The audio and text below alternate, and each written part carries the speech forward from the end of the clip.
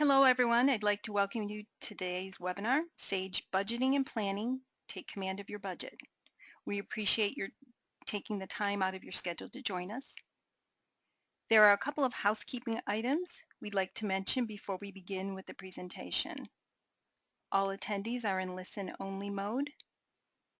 If you have any questions throughout the presentation, please either raise your hand so that we can unmute your line or submit them through the GoToWebinar question box. We will be answering questions throughout the presentation and we'll be following up afterwards to answer additional questions. I'd like to introduce today's speaker. From Sage, we have industry expert Gary Marr. Gary's been with Hello, Sage. everybody. Gary has been with Sage for 10 years and has worked with Sage Budgeting and Planning Solution that entire time. He has presented at Sage Summit and is scheduled to present on budgeting and planning in Chicago as well. He is the regional sales manager for the Ohio Valley region. At this point, Gary, I believe we're ready to transition the presentation over to you. Oh, okay. Do you have some housekeeping items?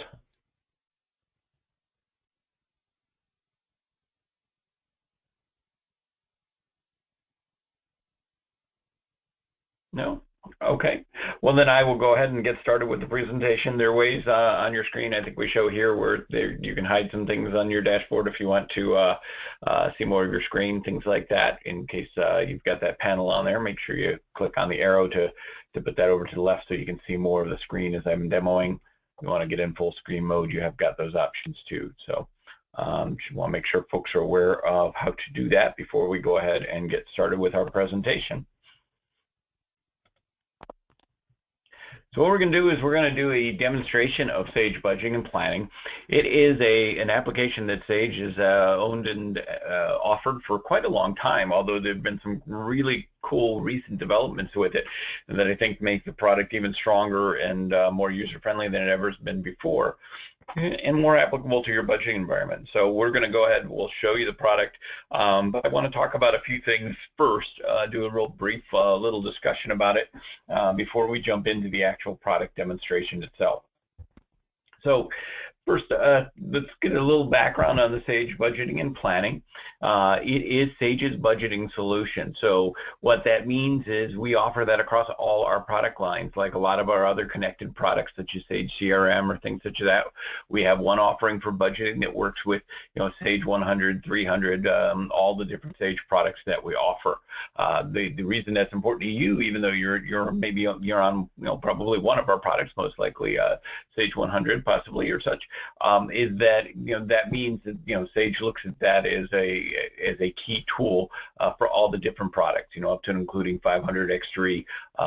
Sage Budgeting and Planning can be used for all those different things. So that means that affects our commitment, our level of investment, all of those type of things. So it's good to know we have a strong product works across everything. It's well established, supported product. As I said, it's been around a number of years. We've got thousands of implementations actually across the world. So it is a well-used product. It's got quite a good customer base. We have small shops up to small countries that do their budgeting on Sage Budgeting and Planning. And if you've ever seen the budgeting for a small country or even any governmental organization, they're quite complex. So it's a very powerful product, but it can also be a very simple product. It all really kind of depends upon your budgeting needs and how you do your budgeting. So it can really scope up and down based on what you need it to do. It is popular and unique for a variety of reasons, and I do think it is a very unique budgeting solution. And some of those reasons include connectivity, the fact that it can connect into your Sage ERP solution, your Sage 100 product or 500 product or such, grab that data and bring that data in, but also connect to any of your other data sources you have on your system and incorporate data into your budgets as well, and we'll talk a lot more about that. It's configurable, meaning that we're not providing you with a budgeting solution that says this is how you have to do budgeting and you have to adjust your budgeting to fit how the product deems budgeting to best be done. It is a product that's highly configurable to adapt to the way you do budgeting in your organization. And again, you'll see that as well. Obviously, the more you can figure that, then the more complex your budget can get. But again, that's your choice, and per what your needs are within your budget. Time savings. We'll talk a lot about time savings here up front, but it can save you significant time in your budgeting process, which is important for two reasons: not only cost, but budget effectiveness. The quicker we can get a budget done, the more effective that budget is going to be at helping us use it as a management tool versus a budget that can take us months and months to put together. And accuracy. Using a product such as the Sage Budgeting and Planning can make your budget significantly more accurate. And again, if we're going to go through the exercise of creating a budget and spending the time and investment in that budget, it's important those budgets are accurate so that folks trust them and use them, and we can use them as management tools within our organization.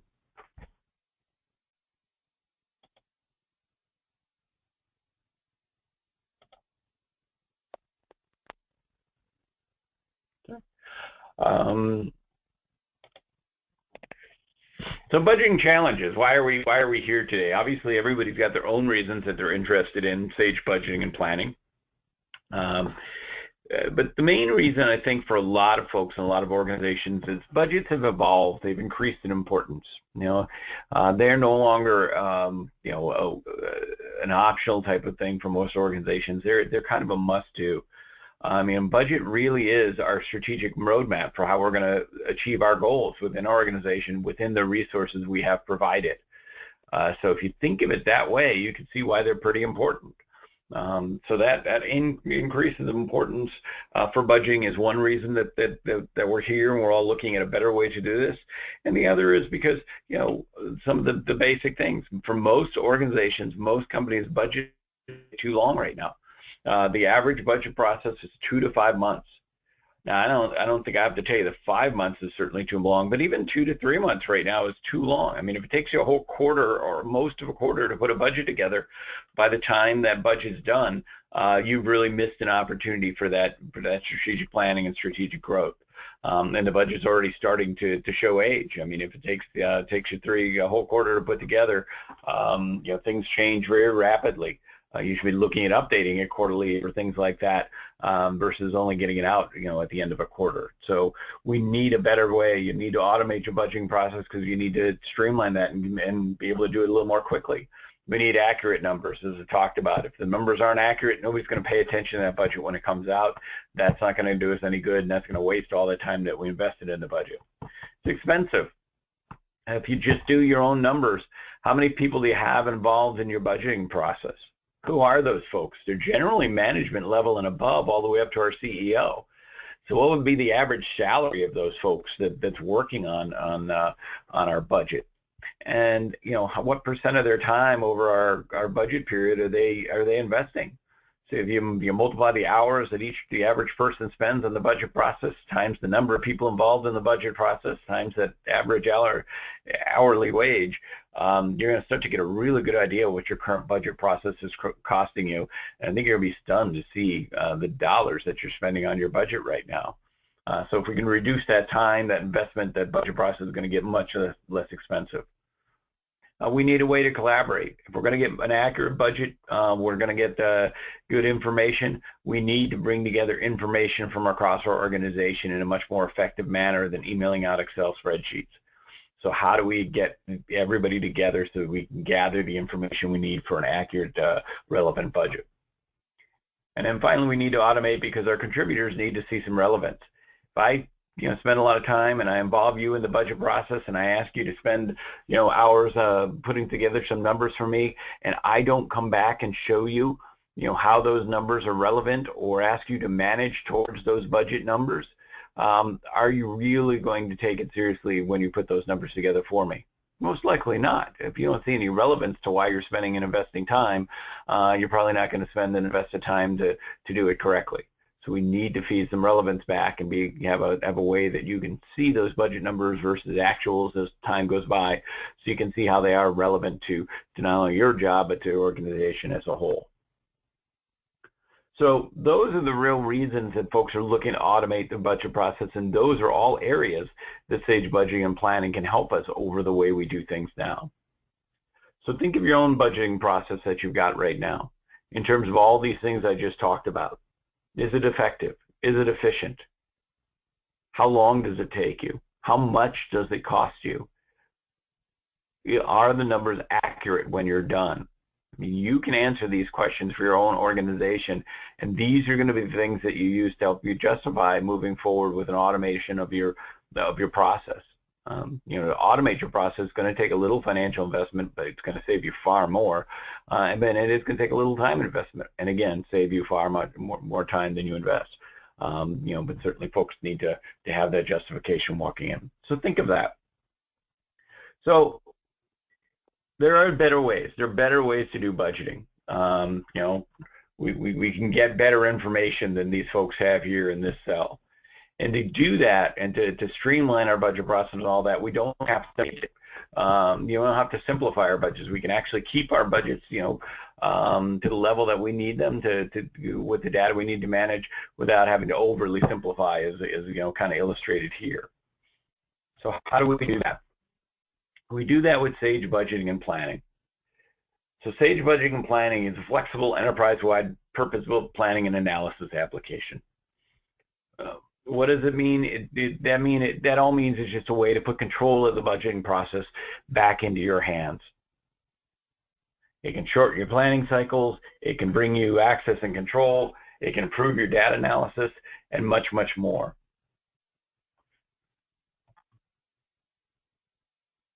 So what are some of those advantages that it brings to the table? And again, these are advantages mainly over Excel, but certainly over other options out there. And the reason I say that is most people are doing their budget processes right now, plans via Excel. And Excel is a great tool for a lot of different things. It was never intended to be a budgeting and planning tool. So that's why there's ways to make things a lot more efficient. So what are the advantages of budgeting and planning? We've got a guided setup integration to your GL. We've got a process, and when you load the application, just takes you through to connect to your GL data and bring in your GL accounts, get your accounts set up, bring all that information and make it accessible to you within Sage Budgeting and Planning. And I'll show you the power of, once you have that data in there, what we can do with that. But it's a very straightforward way to now connect to your GL data information. With that, you can import your chart of accounts, you can define your fiscal periods, and you can use actual budget and statistical balances, which can all be important to you within your budget cycle. And then at the end of your budget cycle, you can either export your data back into your general ledger, or again, you can report directly off your budgeting, straight out of Sage Budgeting and Planning. Some of the other advantages Sage Budgeting and Planning brings is data integration to your other enterprise data. So Sage Budgeting and Planning can link to other data wherever you might have it. So it can link to data out of Sage HRMS if we want to get head counts or different things like that. It can link to Sage Fixed Assets if we want to get some fixed asset information, Sage CRM, any OLEDB data source.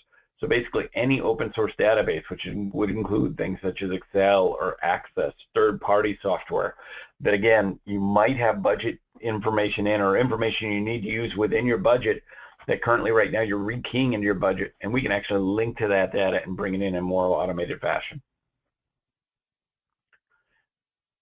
Once you have your data in Sage Budgeting and Planning, you can actually put that data into OLAP cubes, and then you can look at that data in Excel pivot tables, things like that, so you can do a lot of good analysis on that data as well. So those are some of the advantages Sage Budgeting and Planning brings. Again, overall what it is, it's a flexible planning solution.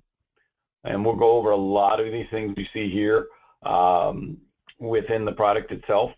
I'll mention the two distinct interfaces because we won't touch on that too much. Sage Budgeting and Planning has a full application which is designed for your budget team, and then we also have what we call a web view access. And the web view access is a browser-based access for all of the other folks that need to participate in the budget process. And they can actually just access the budget via their browser. We don't have to email anything out to them. Go into the sheets we have that they need to provide information, do that, see the need, and then go on about their regular jobs.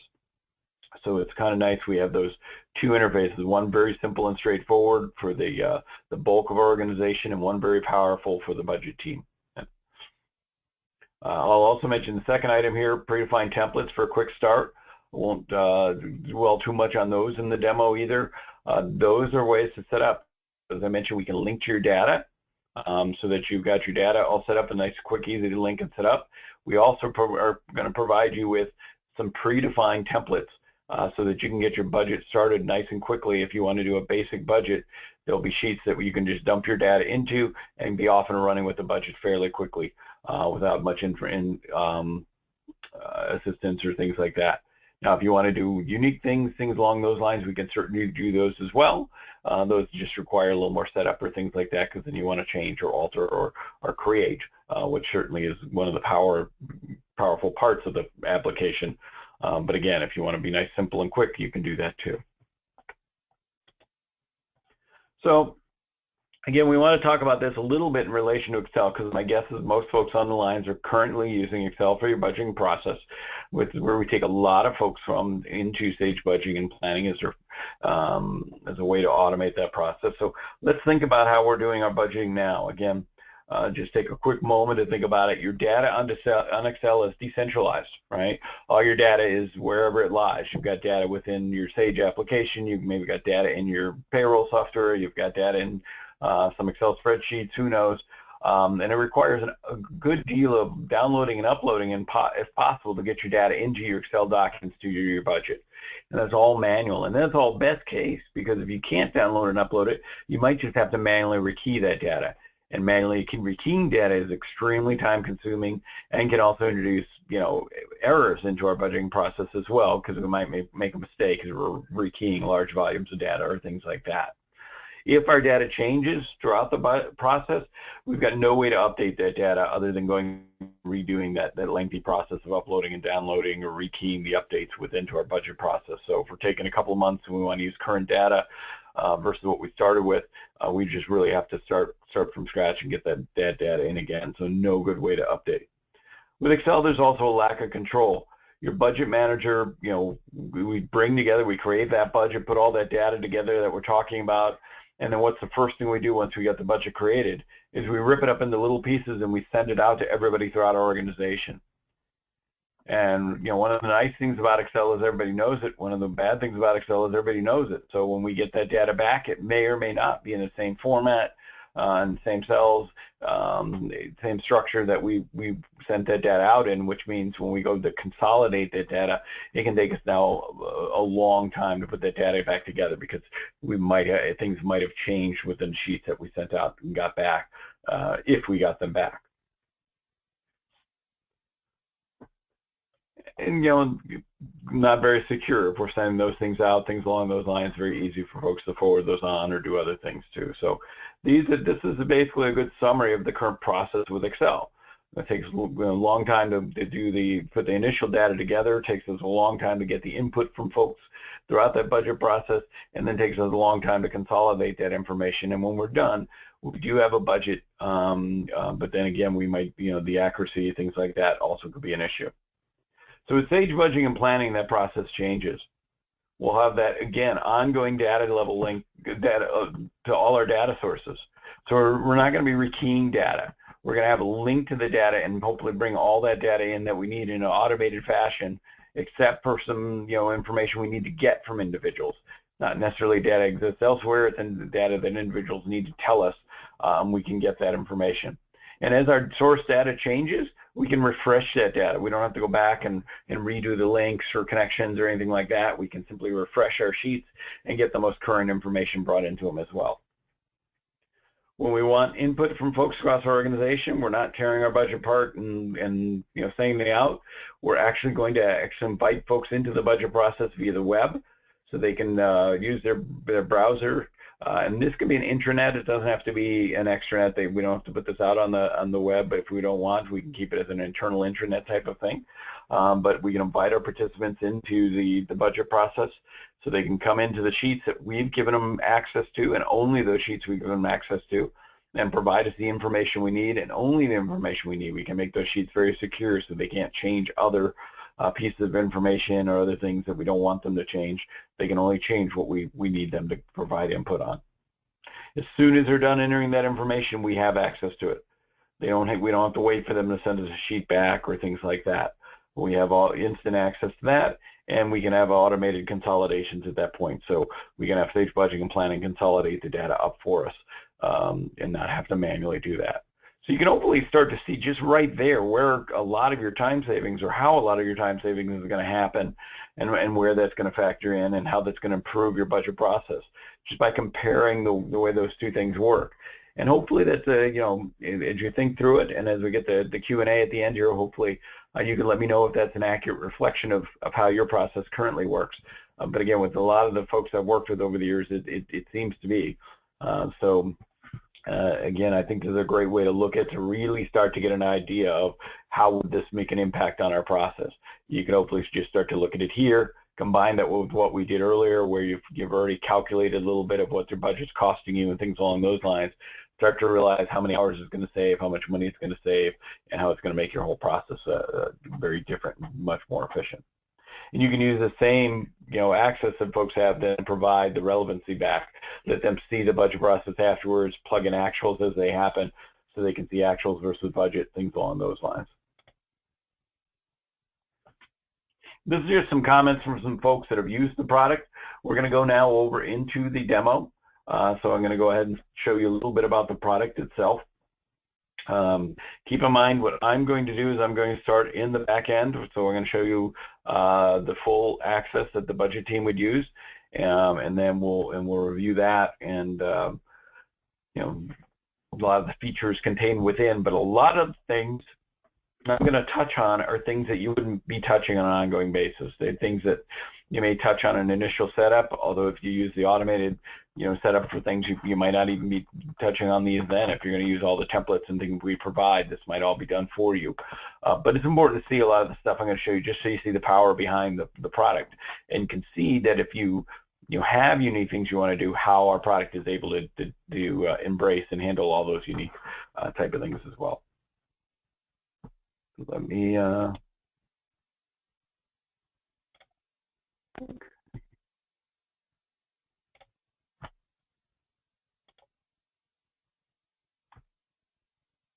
keep me out here. Let's see here. Okay. All right, this is Sage Budgeting and Planning. It is a familiar Outlook type of an interface. Okay, so we've got 3 panes. Our left-hand pane, here's our shortcuts pane. These are user-defined shortcuts. So each person that accesses the product this way can create shortcuts to areas they go to most often. And again, I will pause here again. If you haven't already expanded your screen, you're going to want to do that. You know, there's a lot of information on these screens. Some of it can be a little bit small, so you want to have it full size on your desktop. So make sure you go ahead and click over in the areas on the right to expand your screen. So again, we've got 3 panes. Our left-hand pane here is our shortcuts. These are user-defined shortcuts. Our middle pane is our folders pane. And note I can have multiple different budgets saved here. So I can keep past budgets, historical budgets. I can keep, you know, best case, worst case, most likely case scenarios going. You know, whatever you want to do in terms of number of budgets, we can have those here. And then when I select the budget, details about the budget are displayed over here on the right-hand side. And the area that we have over here is called Plan Manager. And Plan Manager is really the control center of Sage Budgeting and Planning for the budget team. It's here where you get a great overall picture of your entire budget. That budget's laid out. So for example, if we take a look at this organization here and we take a look at their budget, you can see that, you know, their budget is arranged in such areas as, you know, it's broken down by departments, if you will. And their departments are broken down by location. So they have a departmental budget that's broken down by department and location. And then maybe those budgets are broken down into, you know, a much more detailed level below our GL account code level. So we're going to do some sheets on compensation so we can account for the employees in those departments and, you know, what our salaries are going to cost us and things along those lines. You know, we can go down as many levels as we need to accurately reflect the way you do budgeting within your organization. The nice part is you get a great picture here of how all those pieces fit together and a really good idea of data flow. So you know that data entered down here in this compensation level sheet is most likely going to consolidate up into this department 100 expense sheet. So maybe we're going to take all our salary totals and flow them up into a salary line up here in this overall sheet. But we can see that that's where our detail is, that we're getting those salary numbers from. Then we're going to combine all these other department level sheets up into our department summary sheet and roll that data up into there.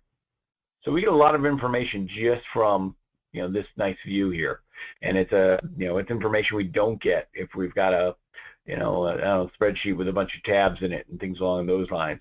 This really gives us a good idea of how our budget's structured, how everything flows, how everything rolls up. Okay. So we're going to take a look at a sheet within our budget environment, and I've got one open here, and you might have saw it when I came in. Now, this is a pretty typical expense side sheet. Now, the first thing you might notice, and might already be thinking to yourself, is, gosh, it looks a little bit like Excel. And you're right. We have brought in and incorporated all the standard formatting options and things that you have in Excel. So we've got rows, we've got columns, we got different colored cells that you can do, all of those different things, even down to and including cell formulas. We've included in here. So all those familiar Excel-like features and capabilities we put in here, and we did that on purpose. Because this is not Excel, this is a built from the ground up budgeting tool. But we put a lot of things that you're familiar with in here for two reasons. One, to give you that familiarity. If you're familiar with this, and particularly if folks throughout your organization feel like they're familiar with it, they're going to adopt it that much more quickly, and it's going to be that much easier for them to use. And two, it gives you some assurance that no matter what, if there's something you need to do and you can't do it within the features we have, you can always use the features that are within Excel to recreate that if we need to, or use them when they make more sense, such as here where we're doing kind of just a total of a column. That's where Excel's capabilities come in nice, and we just do a column total there. So again, it should make you feel very comfortable, very familiar that it's going to be a product that you can adopt very quickly throughout your organization, and that's the idea behind it. But again, this is not Excel. This is a built from the ground up budgeting tool. So let's see what makes this tool unique and start to see how it can help us with our budgeting. I mentioned we can budget based on GL and non-GL data. In this particular sheet, we are budgeting based on GL account information. And you can see that if I go over here into this column and I double click on an account number, you can see that actually all my GL account numbers are available to me. And this is because that link we set up to the GL data. Remember, so we've got an automated way to guide you through creating a link to your general ledger. Well, that's once we have that set up, then you've got all your GL account information is available to you within your budgeting environment. So pretty cool. We don't have to go in and upload and download. We don't have to go in and rekey this information. We have this all available to us. So if we wanted to add a new account number to the sheet, it'd be very easy to do so. The other nice part is we don't have to do that, though. We don't have to do anything one at a time if we don't want to, because we also have something in here called sections. And with sections, what we do, you see here, we have something called a salary section that matches to this section here, an expense section. And we just title the names of the sections for the different types of data that we want to include in this particular sheet. And we call these sheets plan sheets, by the way. So once we title them and say, well, this is going to be a salary section, then we designate the range or groups of account numbers that we want to have present in that particular section. By doing it that way, not only does Sage Budgeting and Planning bring in these account numbers for us automatically, this whole range of them, but it can also help us keep this up to date, because if we go back and we add a new GL account number, Sections is going to know if it falls within that range or group we've defined for this particular area of this particular sheet, and can automatically go and grab that account number, put it in here for us whenever we tell it to refresh all our sections. It's a really nice way to not only create our budgets initially, but to also keep the budgets up to date. And again, all this stuff is kind of, you're kind of assisted with when you set up your initial templates. But good to know how this all works, so you get a good idea how this is going to help you, not only be efficient initially, but keep you efficient as time goes on.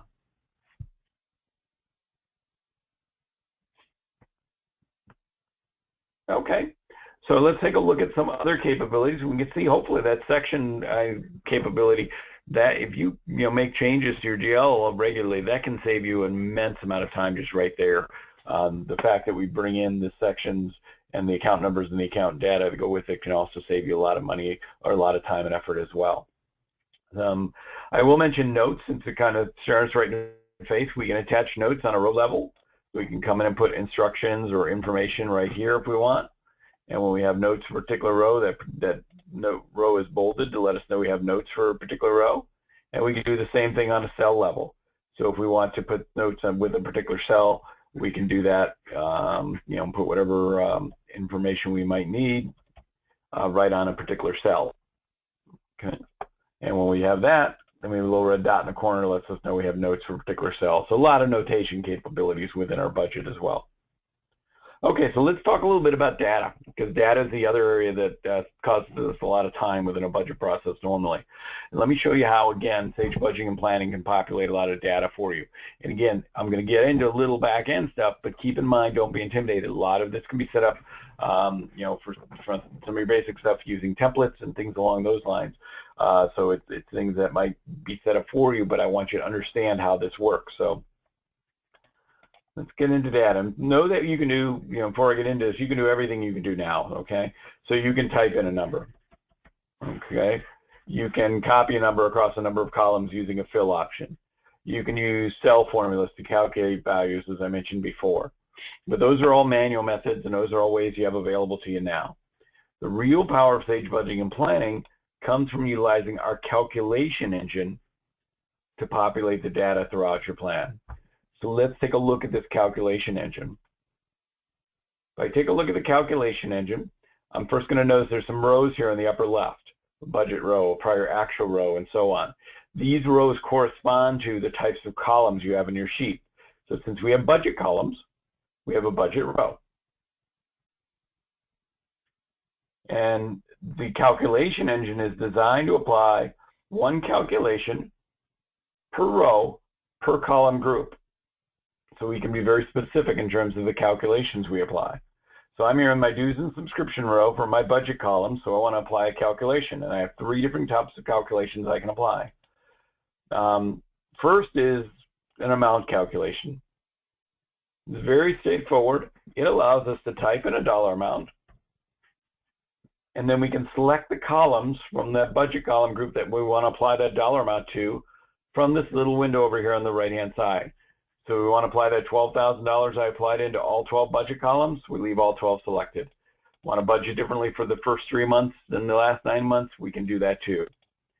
Once we decide the columns we want to apply that $12,000 to, then we get to decide, do we want to apply it to each column individually? So do we want to put a value of $12,000 in each and every column? Or do we want to spread that $12,000 out across our entire group of columns? And if we want to spread it out, we get to decide, do we want to spread it evenly? So in this case, we have 12,000 and 12 columns. So we're saying, do we want to put $1,000 in each column? Or more powerfully, do we want to spread that $12,000 out via the use of ratios?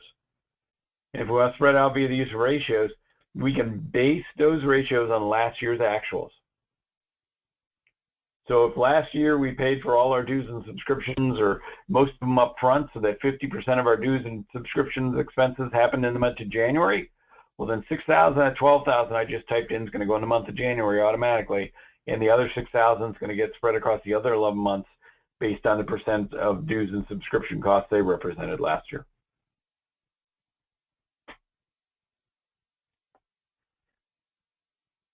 We can also base those ratios on budget values, so last year's budget we want, or statistical values, so maybe headcount, divide dollars out based on headcounts or things like that.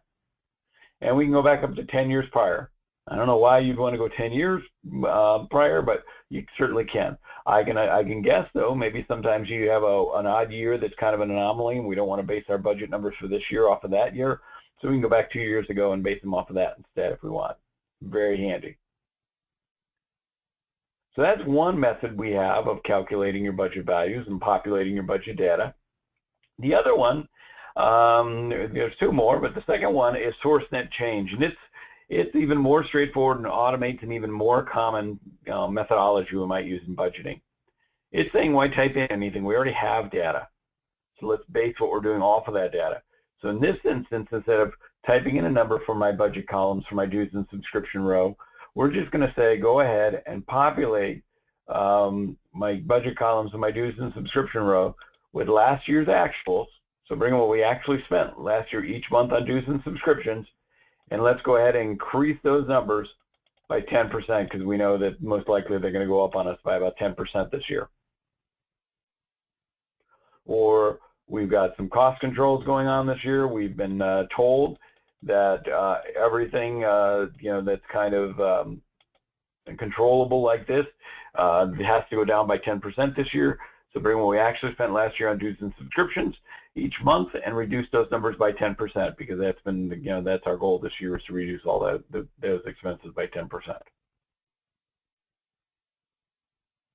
So you can see how quick and easy then we can populate data throughout our budget plan. Dues and subscriptions, all our budget columns now will be populated. This also is the same way we can take all our what I call static data, things such as our prior actual. We want to see prior actuals within our budget. That's fairly common, right? What did we do last year each month? This is where we can just come in and say, you know what, we're going to adjust the numbers. We're just going to take those prior actual columns and populate them with last year's actuals. And here's the beauty of it. See how this says prior year one? I'm not putting a date in. This is all relative data, and I have what we call is a base date for our budget plans. So when we want to update our plan for next year, we just change the base date, the year we're basing all our the date we're basing all our calculations off of, and it will automatically pick our budget up and move it forward. So now I want to budget for 2017. My prior year will be considered 2016. My current year will be considered 2017. And it will update all the data in here automatically for me and the column headers the way we set them up. Again, a lot of this can be done basically for you with the templates, but there's also, if you go beyond with your budget, beyond what we provide you with, this just shows you some of the power. And I'm not going to get into formulas today. Formulas are another way we can calculate data, but keep in mind with formulas, I can create equations to calculate all sorts of different things. So if I want to do an IT calculation, I want to spread dollar values based on a % of sales from last year, I can do that because the formulas are going to allow me to bring in data from different sources and different periods of time into a single mathematical equation. I can even do SQL queries within these formulas I can create for those familiar with that and bring in data again from outside data sources, other places to within these formulas that we create. A little much to get into today, but for those that deal with SQL queries, that's something to be excited about because that's a nice capability that can help us again automate to another level of our budgets. So, all right, that's some of the back end stuff I want to show you as far as the power. Again, now that we've seen all that, I want to refocus again on simplicity and automation. So if we look back at this budget here, we can see that again, now we've brought in all of this data in an automated fashion. Everything in gray, the idea here in our budgets is brought in and pre-populated for us. And that what we want is folks to enter in, if I ask my budget managers or my department heads to participate, they're only going to update the data in white. That's what I want them to provide for me. They can tell me that. So you can see that if I pick, since all of this stuff is predefined kind of the way I showed you with those relative formulas or things on the back end, that if I go in and change my base date, which I see over here, this little tab here that's kind of hidden, you see there's this base date, I can change my base date and pick my entire budget up and move it forward. And I'm going to start with an almost fully populated budget. Very simple, very quick, very easy, and then all I have to get is any user inputted data I may need. Keep in mind over here also some of the other cool things we can do is status codes. So as folks update the budget, they can let us know, is this budget, is it under review? So maybe when I'm done with entering my budget numbers, my boss needs to review my budget numbers. I just change the status to under review. That's going to shoot my boss an email, say, hey, Gary's updated the numbers. Can you go ahead and approve them? So he can go look at them, and if he likes them, he can, hit approved, and that'll email the budget team saying, hey, these numbers are updated and approved and ready to be locked down, because they can lock, the budget team can lock numbers. Nice way to keep our budget process moving along. Our budget managers can look in at any time and see the status of each and every sheet in the budget, make sure everything is moving along nicely as well. We do also have something called revision codes. So every time we make changes to a plan sheet, we have the option to save it as a new revision. So I can come in here and we made a change. So I'm going to call this revision 2. And once you have a new revision, you can compare one revision to the other to see what's changed. So I can say, well, go in and I'm going to look at revision 2 and compare it to whatever, and it's going to show me a list of all my other revisions. We only have one, the original revision I started with, so let's compare revision 2 to the revision we started with when we came in here today.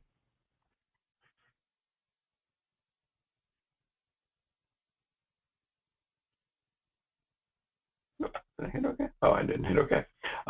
When I do that, it's going to open up the same sheet we were just looking at.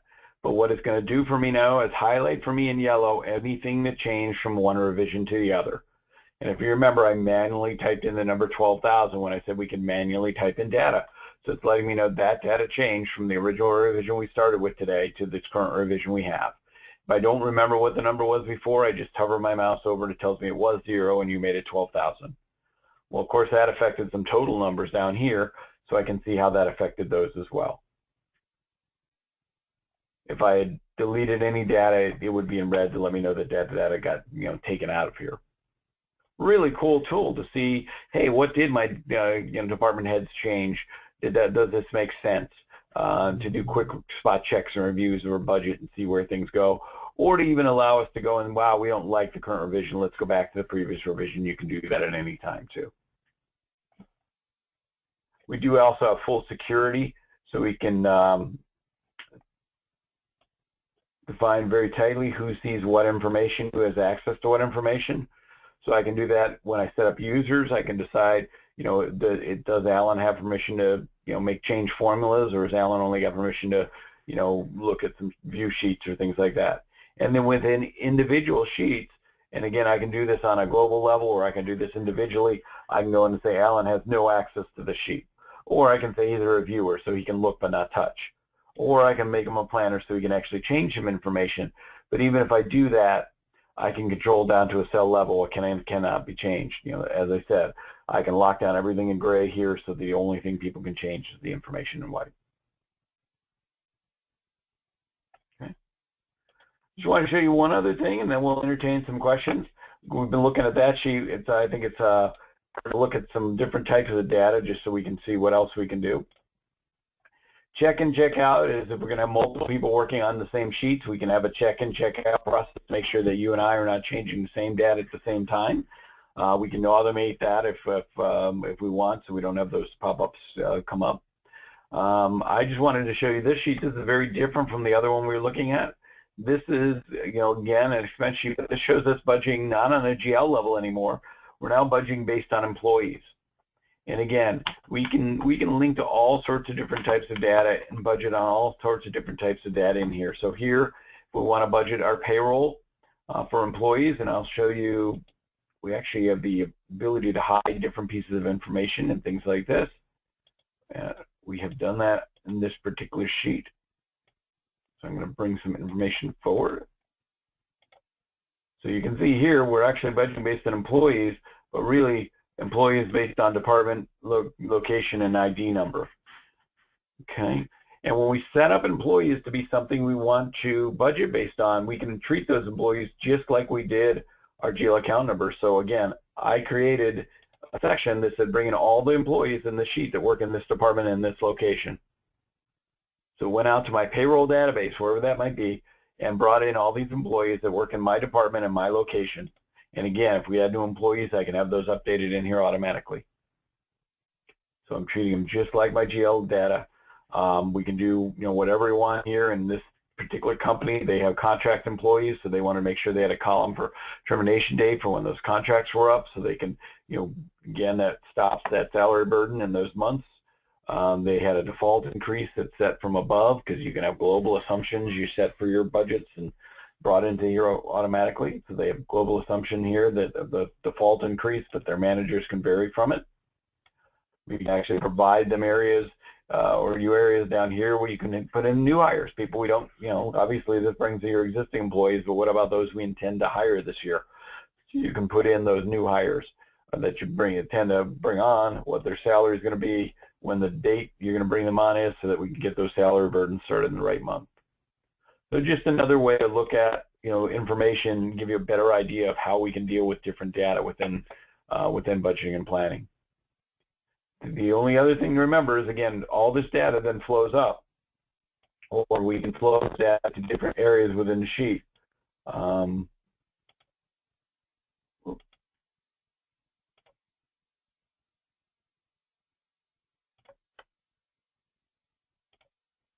if I go and show you one last thing, so if I go down here to our total numbers, total salaries and stuff, you can see it's actually going to go, actually what we'll do here is, so if we look here at these numbers we've got down here, and we go back to, let's see, that was Department 100, that was this sheet we were looking at here, so if we go to the sheet above it,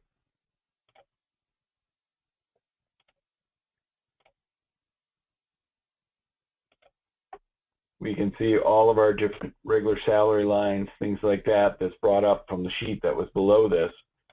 And part of how you know it was brought up from below this is, again, we keep this hidden because we really don't need to see this or look at it, but for demonstration purpose, I'll show it to you. Is we know this flowed up because it's going to tell me this data came from the compensation sheet that exists below this. So to show you that our data can flow up our plan. So we didn't actually enter in. That's where all the numbers in gray here came from, is they flowed up from sheets below to fill out our compensation information and things like that. All right, with that, we've got about 10 minutes left. So let me switch back over here.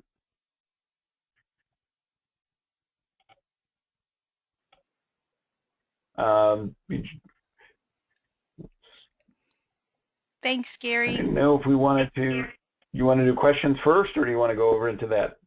We're going to go over a couple additional items. If you could go back to that screen. Perfect. Okay. Thanks, Gary. Just a couple of additional items we wanted to mention before we start the Q&A. All upcoming events can be found on our website at socius1.com.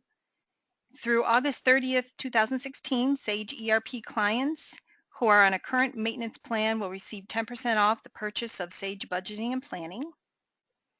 And Sage Summit 2016 is closer than ever. It's in Chicago this year. From July 25th to the 28th. Register now and use the code SOCIUS for a discounted rate of only $199. For those of you who have never attended, I did last year, and it is a great place to learn about the software you own and a great place to get ideas on improvements you can help to your business grow. And then yeah, I'll reiterate that. We also have great outside speakers coming in this year too, like Sir Richard Branson and the guy who I think founded Kickstarter, and some of the guys from Shark Tank. And so they'll talk about more general business topics, but there's also been lots of information on Sage. Very, very well worth your time to attend. Yep. And then if we could go to our next slide. And to discuss Sage Summit or how Sage Budgeting and Planning can help your business, please contact Lori Ramsey or myself. I'm Diane Graziano. If you have any questions, our contact information is currently shown on the screen.